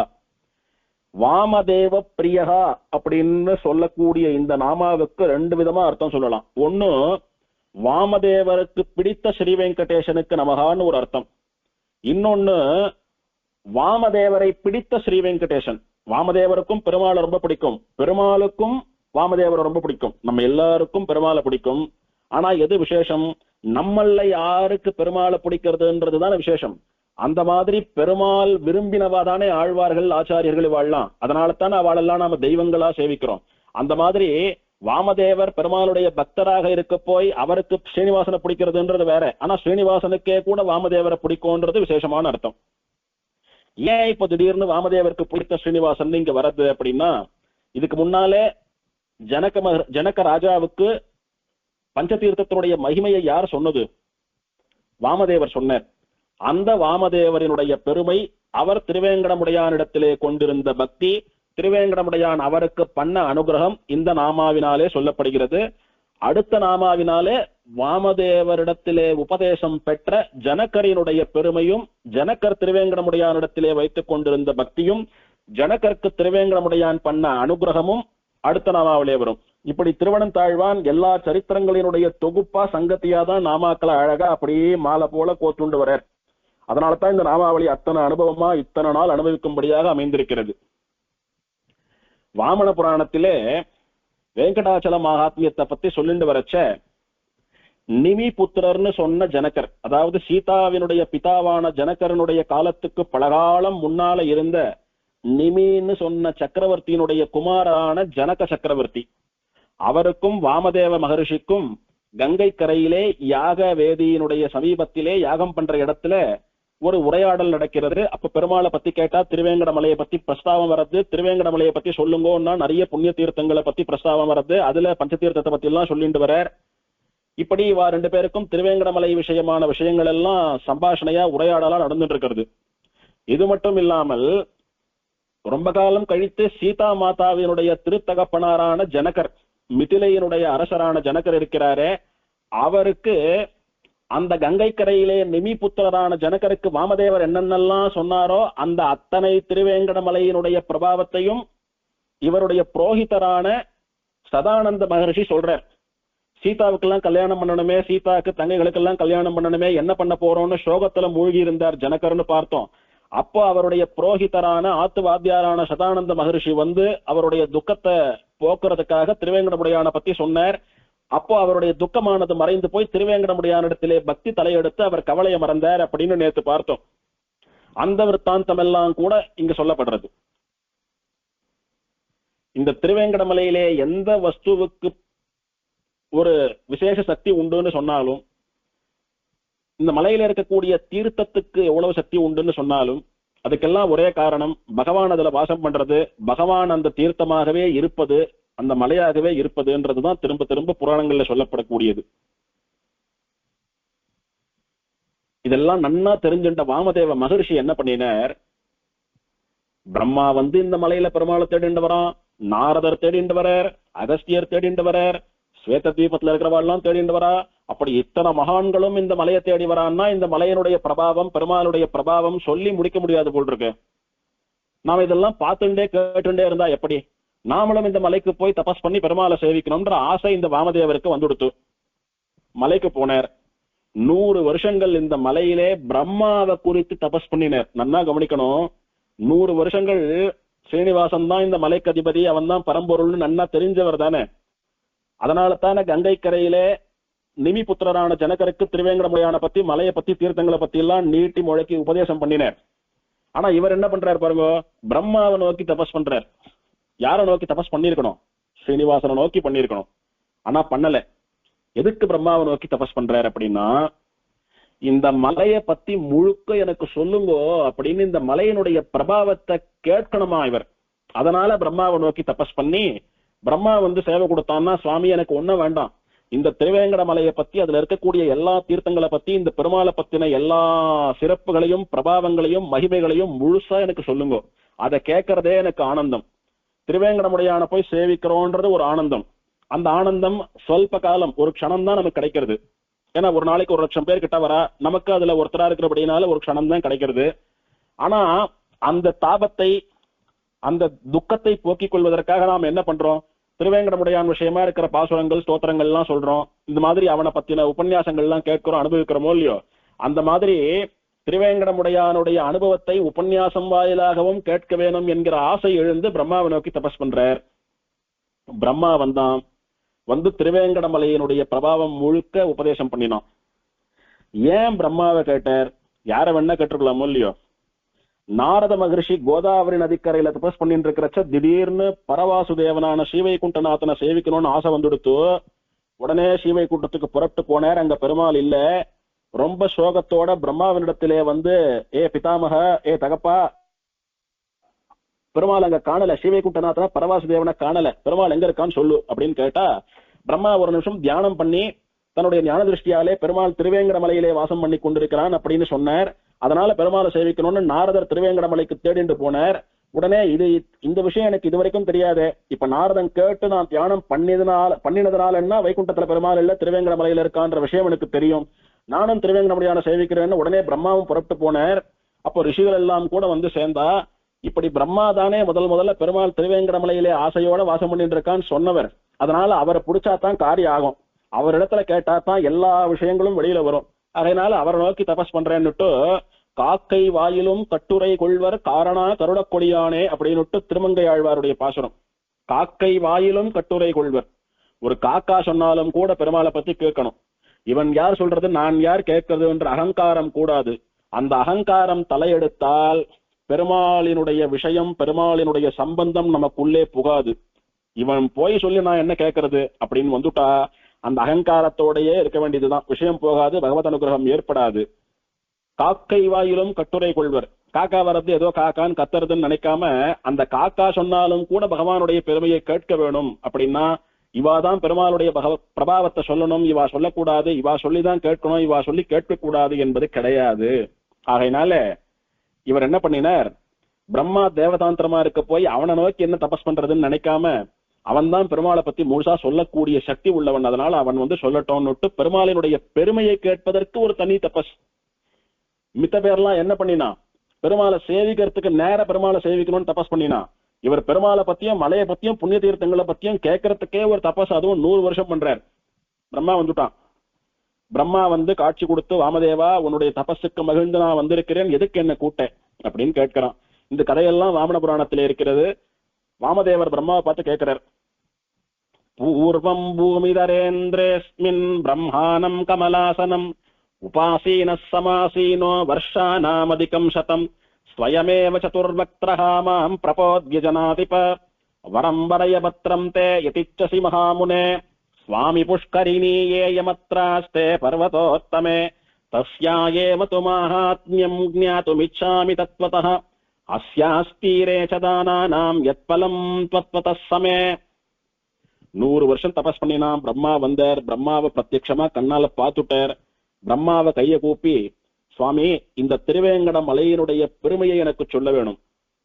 இந்த திருவேங்கட மலைக்கு சிகரம் வைத்தார் போலே இருக்கக்கூடிய சுவாமி புஷ்கரிணியினுடைய மகிமையை எனக்கு சொல்ல வேணும். அந்த சுவாமி புஷ்கரிணியினுடைய கரையிலே பண்ணக்கூடியதான ஜபங்கள், அனுஷ்டானங்கள், தானங்கள், தர்மங்கள், அதனுடைய பெருமை, அது எவ்வளவு பலன் கொடுக்கும் என்பதையும் எனக்கு பூரணமாக சொல்ல வேணும். இதெல்லாம் தெரிஞ்சுக்கணுன்றதுக்காக தான் 100 வருஷங்களுக்கும் அதிகமான அன்ன ஆகாரம் இல்லாம உங்களை நோக்கி தபஸ் பண்ணியிருக்கேன். பிரதானமா எனக்கு சுவாமி புஷ்கரணியை பத்தின எல்லா விஷயங்களையும் சொல்லுங்கன்னு பிரார்த்திக்கிறான். இப்படி வாமதேவர் பிரார்த்திக்க பிரம்மா வாமதேவருக்கு சொல்றான், தரண்யாம் நித்ய சாநித்யம் வெங்கடாத்ரௌம் விசேஷதः தஸ்மாத் தத்ரைவ கார்யாணி மகாதானானி பார்த்திவைஹி மாசி பாத்ரபதே புண்யே சுக்லபக்ஷே து சைத்ரவே ஸ்வாமி புஷ்கரிணீ தீரே தேவஸ்ய பரமாத்மனः உற்சவः காரிதः பூர்வம் மயைவ பிரீதயே ஹரேஹ கிமனேன பகுனோக்தேன யஸ்வாமி சரஸ்தடே யத்கிஞ்சித் குருதே புண்ணியம் தஸ்யாந்தோ நைவ வித்யதே அப்படின்னு பிரம்மா சொல்றான். என்ன அர்த்தம்? இந்த பூமியிலே பெருமாள் நித்தியவாசம் பண்ணக்கூடிய க்ஷேத்திரங்கள் நிறைய உண்டு. அது எல்லாத்திலையும் கூட விசேஷமான வசந்த க்ஷேத்திரம்னா இந்த வெங்கடாத்ரின்னு சொல்லக்கூடிய திருமலை. என்ன காரணம் அப்படின்னா, பெருமாள் அதிலே நித்திய சாநித்தியம் பண்ணுவதுதான் காரணம். அந்த இடத்து மேல ஆசையோட அங்கேயே பெருமாள் போய் இந்த இடத்தை விட்டு வரமாட்டேன்னு உட்கார்ந்துட்டான். அதுதான் காரணம். அப்பேற்பட்ட வசந்த க்ஷேத்திரம் இருக்கிறது. அந்த க்ஷேத்திரத்துக்கும் அந்த க்ஷேத்திரத்துக்கு திலகம் வைத்தார் போல இருக்கக்கூடிய சுவாமி புஷ்கரணிக்கும் எத்தனையோ பெருமைகள் உண்டுன்னு ஆரம்பித்து சுவாமி புஷ்கரணியினுடைய மகிமையெல்லாம் சொல்லி முடிச்சான் பிரம்மா. அப்பேற்பட்ட சுவாமி புஷ்கரணி கரையிலே இருக்கக்கூடிய ஸ்ரீனிவாசன் இருக்கிறானே, அந்த ஸ்ரீனிவாசனுடைய அனுகிரகத்தினாலேதான் சுவாமி புஷ்கரணிக்கு இத்தனை மகிமை. அந்த ஸ்ரீனிவாசனுக்கு நான் கூட பாத்திரபத மாசம்னு சொல்லக்கூடிய புரட்டாசி மாதத்திலே சுக்லபக்ஷத்திலே துவாதசி அன்னைக்கு தீர்த்தவாரி வரா மாதிரி சித்ரா நட்சத்திரம் தொடங்கி சிரவண நட்சத்திரம் வரைக்கும் 9 நாள் பிரம்மோற்சவங்கள் எல்லாம் கூட பெருமாளுக்கு நான் பண்ணி வைத்திருக்கிறேன். அந்த பிரம்மோற்சவங்கள் நான் பண்ணின பிரம்மோற்சவம் எத்தனையோ வருஷம் பண்ணினேன். தொடர்ந்து காலத்துக்கும் பக்தர்களாலே அந்த பிரம்மோற்சவமானது நடத்தப்படும். யாருக்கு பண்ணினேன்? சுவாமி புஷ்கரிணீ தீரே தேவஸ்ய பரமாத்மனஹா, சுவாமி புஷ்கரணியினுடைய கரையிலே இருப்பவனான தெய்வத்துக்கு, பரமாத்மாவுக்கு, ஸ்ரீனிவாசனுக்கு பண்ணி வைத்தேன். அந்த உற்சவம் நான் பண்ணி வச்சதுனால பெருமாளுக்கு அவ்வளவு சந்தோஷம், அவ்வளவு பிரீத்தி. என்ன உற்சவம் பண்ணி வச்சதுனால பெருமாளுக்கு என்ன சந்தோஷம் அப்படின்னா, ஒரு நாள் ஒரு வாகனத்திலே பெருமாள் ஒரு அலங்காரத்தோட வருகிற போது அவனை சேவித்து அனுபவிக்க வேண்டும் என்பதற்காக எத்தனையோ பக்த கோட்டிகள், அவனுடைய பக்தாலான பாகவதாலாம் பெருமாளை சூழ்ந்து நின்று சேவிக்கிறாளோ இல்லையோ, அத்தனை பக்தர்களையும் ஒரே சமயத்துல பெருமாளானவன் அப்படி பார்த்துண்டு வரதுனால அவளுடைய முகத்தை பார்த்த சந்தோஷமாம் பெருமாளுக்கு. பெருமாளை ஒரு நாள் ஒரு வாகனத்துல ஒரு சாத்துப்படியில சேவிக்கிறது பக்தாளுக்கு சந்தோஷம். அவ பெருமாளை சேவித்து அடையிற ஆனந்தம் அவளுடைய முகத்துல பளிச்சுன்னு தெரியறது. முகமெல்லாம் அப்படி சூரியனை போல பிரகாசிக்கிறது பக்தாளுக்கு. நம்மளுடைய பக்தர்கள் எல்லாம் எல்லா கவலையும் மறந்து நம்மளை சேவிச்சுண்டு இவ்வளோ ஆச்சரியமா சந்தோஷமா இருக்காளே, ஆனந்தமா இருக்காளேன்னுட்டு ஒரு தாயானவள் தன்னுடைய குழந்தைகள் எல்லாம் சந்தோஷமா இருக்கிறத பார்த்துட்டு எப்படி தான் சந்தோஷப்படுவாளோ அந்த மாதிரி ஒரே சமயத்திலே இத்தனை குழந்தைகளையும் ஒன்னா பாக்குறதே பெரிய விஷயம். ஒரு தாயாருக்கு ஒரு 10 குழந்தைகள் இருக்கா, ஒருத்தர் ஒரு மூலையில இருக்கா அப்படின்னா, ஒரு நாளான எல்லா குழந்தைகளோடையும் சேர்ந்து நாம இருக்கணும். எல்லா குழந்தைகளும் அவ அன்பை பரிமாறிக்கிறத, நம்ம இடத்துல பிரீத்தியா இருக்கிறத பார்த்து சந்தோஷப்படணும். அவளுக்கு சாதம் போடணும், அவ சாப்பிடுறத பார்த்து நாம சந்தோஷப்படணும்னு ஒரு பெத்த தாயானவள் எப்படி ஆசைப்படுறாளோ, அந்த மாதிரி அத்தனை பக்தர்களும் அவாவா காரியத்தை விட்டுட்டு அவாவாளுடைய கஷ்டத்தை மறந்து ஒரே சமயத்தில் வந்து நம்மளை சேவிக்கிறா, சேவித்து சந்தோஷப்படுறா. அப்படின்னுட்டு அவளுடைய சந்தோஷத்தை பார்த்து இவன் சந்தோஷப்படுறானாம். அதனால உற்சவகா காரிதா பூர்வம் மயைவ பிரீத்தையே ஹரேகே. இந்த உற்சவமானது ஹரிக்கு, ஸ்ரீனிவாசனுக்கு பிரீத்தி. இப்படி பிரம்மாவினாலே ஏற்படுத்தப்பட்டு பிரம்மா பண்ணி வச்ச உற்சவம் அப்படின்றபடினாலதான் இதுக்கு பிரம்மோற்சவம் என்றே பெயர் வந்தது. எப்படி பிரம்மாவுக்கு பெருமாள் விஸ்வரூபத்திலே ராத்திரியில சேவை சாதிக்கிறான், அந்த விஸ்வரூப தர்சனத்துக்கு பிரம்மா திருவாராதனம் பண்றான். அந்த விஸ்வரூபத்தோட கூட பெருமாள் மறுநாள் கார்த்தால எழுப்புற வரைக்கும் இருக்கிறான்ற காரணத்தினாலதான் முதல் தர்சனத்தை விஸ்வரூப தர்சனம்னு சொன்னோம். அந்த காரணம் பற்றியே எல்லா திவ்யதேசங்களிலும் கார்த்தால முதல் சேவைக்கு விஸ்வரூப தர்சனம்னு பெயர் வந்திருக்கலாம் அப்படின்னு பெரியவா திருவுள்ளப்படுறான்னு சொல்லியிருந்தேன் அடியும். அது போலவே பிரம்மாவினாலே பண்ணி வைக்கப்பட்ட உற்சவம் என்கிற காரணத்தினாலே இதற்கு பிரம்மோற்சவம் என்று பெயர் வந்து அப்படியே எல்லா திவதேசங்களிலும் வாகனத்துல பெருமாள் எழுந்தருளுகிறதான அந்த உற்சவத்தை பிரம்மோற்சவம்னு சொல்லியிருப்பாளோன்னு பெரியவாளுடைய திருவுள்ளம், நம்ம பூர்வாச்சாரியாளுடைய திருவுள்ளம். இன்னைக்கும் மனுஷா பக்தா நிர்வாகம் அந்த பிரம்மோற்சவத்தை நடத்தினாலும் கூட பிரம்மா நடத்துறதா தான் ஐதீகம். 10 நாளும் பெருமாள் புறப்பாடு நடக்கிறது பாருங்க. அப்போ பெருமாளுக்கு முன்னாலே யானை, குதிரை அந்த மாதிரி நிறைய வரும். பேண்ட் வாத்தியம், மங்கள வாத்தியம், விதவிதமான டான்ஸ், அதெல்லாம் பஜனைகள், அப்புறம் தசாவதார வேஷத்தை போட்டு ஆடிண்டு வருவா. இந்த மாதிரி நிறைய வருவா. பிரபந்த கோஷ்டி அத்தியாபக சுவாமிகள் வருவா. பெருமாள் நடுவுல எழுந்தருளுவார். பின்னால வேதபாராயணக்கார சுவாமிகள் எழுந்தருளுவா. அதற்கும் பின்னால பஜனை பக்தாள்லாம் வருவா. எல்லோரும் வருகிற போது 9 நாளும் 2 வேளையும் பெருமாளுக்கு முன்னாலே மரத்துல ஒரு சின்ன தேர் போகும். அந்த தேரை இழுத்துண்டு வருவா. அந்த தேர்ல பெருமாள் இருக்க மாட்டார், யாரும் இருக்க மாட்டார். அந்த தேரை நன்னா சின்ன சின்ன வாழை மரம் எல்லாம் கட்டி, மாவிளை தோரணம் எல்லாம் கட்டி, அலங்காரம் பண்ணி, மாலையெல்லாம் சாத்தி வெறும் தேரை இழுத்துண்டு வருவா. அந்த தேர் போனா விட்டுதான் பின்னாடி அத்தியாபக கோஷ்டி பெருமாள் எல்லாம் வருவா. அந்த தேர் யாரோட தேர் அப்படின்னா பிரம்மாவினுடைய தேர். அது பிரம்மா தேர், பிரம்ம ரதம் என்று பெயர் அதற்கு. பிரம்மா அந்த தேர்ல உட்கார்ந்துண்டு எப்படி ராஜாவானவன் பின்னாடி வரான் அப்படின்னா, சேனாதிபதியானவர், அமைச்சரானவர் முன்னாடி உட்கார்ந்துண்டு வழியில எல்லாரையும் வழி விடுங்கோ ராஜா வராருன்னு சொல்லிட்டு நல்லது கெட்டதுகள் எல்லாம் பார்த்துட்டு அந்த வழியை நிர்வாகம் பண்ணிட்டு போறாரோ, அந்த மாதிரி சர்வலோக சக்கரவர்த்தியான ஸ்ரீனிவாசன் பின்னாடி வாகனத்திலே எழுந்தருள்கிறானே, அவனுக்கு சேனாதிபதி ஸ்தானத்திலே இருந்து கொண்டு பிரம்மாவானவன் அந்த தேரிலே உட்கார்ந்துட்டு எல்லாரையும் கண்காணிச்சுட்டு வழியை விளக்கிண்டு போறான். வழி விடுங்கோ பெருமாள் ஏழ்றார் அப்படின்னு சொல்லிண்டே போறான். அப்படின்றதா ஐதிஹியம். நம்ம கண்ணுக்கு பிரம்மா தெரியல, அவ்வளவுதான். அதனால இன்னைக்கும் டிவிலையோ நேர்லயோ அந்த தேர் தினம் பார்க்கலாம். இப்படி பிரம்மாவினாலே ஏற்படுத்தப்பட்ட உற்சவம் பிரம்மோற்சவம். அப்படி நான் பெருமாளுக்கு பிரம்மோற்சவம் எல்லாம் கூட பண்ணி வைத்திருக்கிறேன் அப்படின்னுட்டு பெருமாளுக்கும் ஸ்ரீனிவாசனுக்கும் தனக்கும் உள்ள சம்பந்தம், ஸ்ரீனிவாசன் இவனுக்கு பண்ணின அனுகிரகம், இவன் ஸ்ரீனிவாசனுக்கு பண்ணின ஆராதனங்கள், கைங்கரியங்கள், இதெல்லாம் கூட வாமதேவ மகரிஷிக்கு பிரம்மாவானவன் சொல்றான். இந்த சுவாமி புஷ்கரணி இருக்கிறது, அத பத்தி பெருமையை கொஞ்சம் சொன்னாலும் கூட, கொஞ்சம் கேட்டாலும் கூட அநேக புண்ணிய பலன்கள் ஏற்படும். இதுவரைக்கும் என்ன சொல்லிட்டு வந்தோம்? சுவாமி புஷ்கரணிய பார்த்தாலோ, பெயரை சொன்னாலோ, தீர்த்தமாடினாலோ, சாட்டாலோ, புரோக்ஷிச்சுண்டாலோ பாபம் போறது, நல்லது கிடைக்கிறதுன்னு சொன்னோம். இப்ப சுவாமி புஷ்கரணியினுடைய பெருமையை சொன்னாலோ கேட்டாலோ கூட எத் கிஞ்சித் கொஞ்சம் சொன்னாலும் கூட, கொஞ்சம் கேட்டாலும் கூட அத்தனை பலன்களும் கிடைக்கும்னு பிரம்மாவே வாமன புராணத்திலே சொல்லியிருக்கிறான்.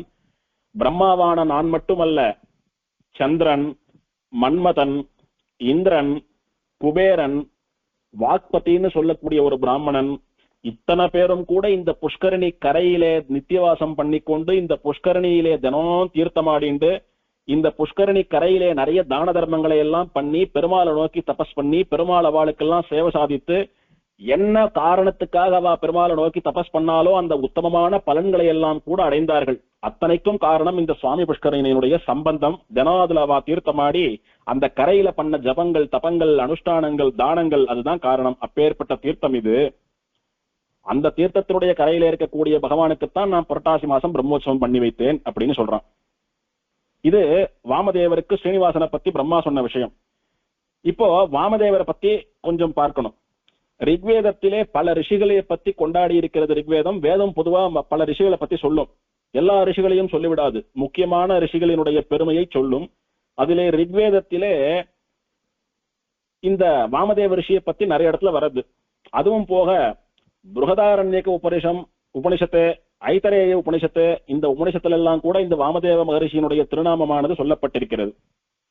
இதெல்லாத்தையும் விட வியாச மகரிஷியாலே தொகுக்கப்பட்ட பிரம்மசூத்திரத்திலும் கூட சாஸ்திர திருஷ்டியா தூபதேசோ வாமதேவவத் அப்படின்னுட்டு சாஸ்திரம் அறிந்த ஞானிகளுக்குள்ளே வாமதேவர் சிறந்தவர் அப்படின்னுட்டு பிரம்மசூத்திரமே இருக்கு இவரை பத்தி. பொதுவா பெரியவான்னா சாஸ்திரம் தெரிஞ்சுட்டு இருப்பா, ஞானிகள் சாஸ்திரம் தெரிஞ்சுட்டு இருப்பா. சாஸ்திரம் அறிந்த ஞானிகளுக்குள்ளே சிறந்தவர் அப்படின்னுட்டு ஒருத்தருக்கு வேதமே பிரம்மசூத்திரமே பட்டம் கொடுக்கறதுன்னா இந்த வாமதேவரினுடைய சாஸ்திர ஞானத்தை என்னன்னு சொல்றது? எல்லோருக்கும் சாஸ்திரம் தெரியும், ஆனா சாஸ்திரமே ஒருத்தருக்கு இவருக்கு தான் சாஸ்திரம் தெரியும்னு கொண்டாடுறதுன்னா எப்பேற்பட்ட ஞானி அவர். அப்பேற்பட்ட ஞானியைத்தான் பகவான் பகவத்கீதையிலே ஞானீது ஆத்மைவ மேமதம், இந்த ஞானி என்னுடைய ஆத்மா போன்றவன் சொன்னார். அங்க கண்ணன் என்ன சொன்னான் கீதையில? ஞானியானவன் எனக்கு ஆத்மா போல அப்படின்னு சொன்னாரோ இல்லையோ? இப்படி பிரம்மசூத்திரத்தினாலே சாஸ்திரம் அறிந்த ஞானிகளுக்குள்ளே உசந்த ஞானின்னு சொல்லப்பட்ட இந்த வாமதேவர் அந்த கீதையை உபதேசம் பண்ணின கண்ணனான ஸ்ரீனிவாசனுக்கு ஆத்மா போன்றவர் அப்படின்னு புரிந்து கொள்ள வேணும். ஞானிகள்லாம் எனக்கு ஆத்மா அப்படின்னு பெருமாள் சொன்னான். இவர் பெரிய ஞானி, ஞானிகளுக்கெல்லாம் தலைவர்னு பிரம்மசூத்திரம் கொண்டாடுறது. அப்பேற்பட்ட ஞானி அந்த கண்ணனான திருவேங்கடமுடியானுக்கு ஆத்மா போல அத்தனை பிரீத்தியானவர் பெருமாள். இவர் பேர்ல உயிரையே வச்சுட்டு இருக்கான்னு புரிஞ்சுக்கணும். அதனால அந்த ஸ்ரீனிவாசனுக்கு வெங்கடேசனுக்கு ஆத்மா போல உயிர் போல இருக்கக்கூடிய பிரியர் இவர், அவனுக்கு பிரீத்தியானவர். அதனால வாமதேவ பிரியா. ரெண்டு அர்த்தம். ஒண்ணு வாமதேவருக்கு பிடித்த வெங்கடேசன், இன்னொன்னு வெங்கடேசனுக்கே வாமதேவரை ரொம்ப பிடிக்கும் அப்படின்றது ரெண்டு விதமான அர்த்தங்கள். வாமதேவ பிரியாய ஸ்ரீ வெங்கடேசாய நமஹ. அஜ்ஞானினா மயா தோஷான் அசேஷான் விஹிதான் ஹரே க்ஷமஸ்வத்வம் க்ஷமஸ்வத்வம் சேஷசைலசிகாமனே. வந்தாய் என் மனம் புகுந்தாய் மண்ணி நின்றாய் நந்தாத கொழுஞ்சுடரே எங்கள் நம்பி சிந்தாமணியே திருவேங்கடம் மேய எந்தாய் இனியான் உன்னை என்றும் விடேனே.